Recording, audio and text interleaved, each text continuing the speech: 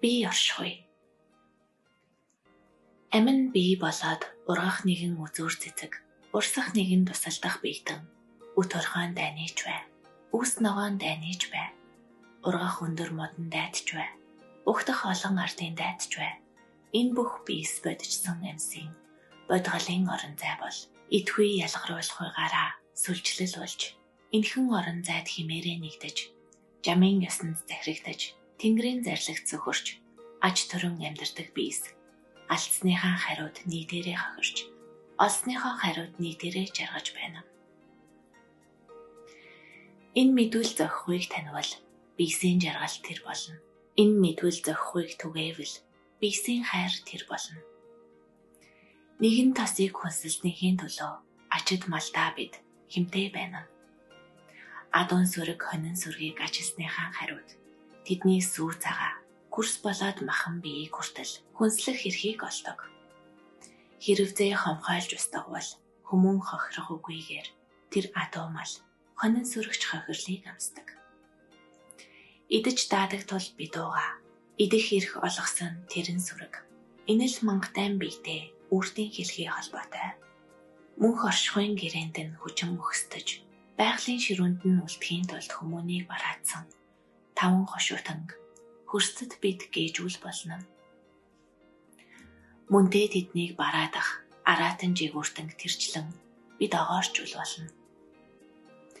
Энэ л харилцаа холбоогоор хүмүүний заяа эргэх дэлхийд торлог үсгэн эдхийн эрхээр хариуцлага хүлээж эргхийн холбоогоор үлэмжийг тэтгэж өөхөлж тасалсан өнөө гарагтаа үр тавьж байвч маргаашийг тэтгэжил байвал энхэн өрн дарагдан зарж эргхийн тэнцвэр хадгалагдан байна.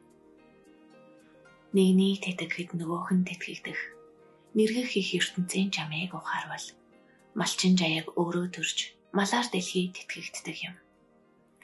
Гагц малын толгоогоор тэтгвэл гац зодонд хөл алдна. Гурвантай бэлчээрийн нутгаар тэтгвэл газар нутгийн иэлийг хүртэнэ.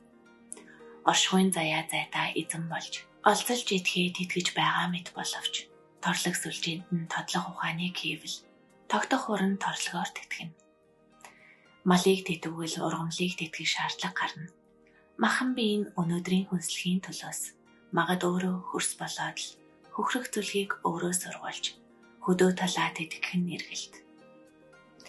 Энэ биесийн холбоосыг ухаж эргэх сүнсний орондоо бие байж чадвал үрээс үртэл ухаан шилжин хамаарч хашиж чадах үеийн тоогоор хамаг ардын буян тэр болно.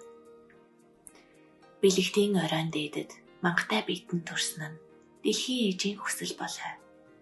Дэлгэрхүй их оронд бүхнийг тэтгэгчийн хүч болж бие болоод оюуныг хөглөсний хариуцахын ясн хүмүүн гэжэд буй. Курс хохиролгүйгээр иддэг бүхнийг курс гэнэ.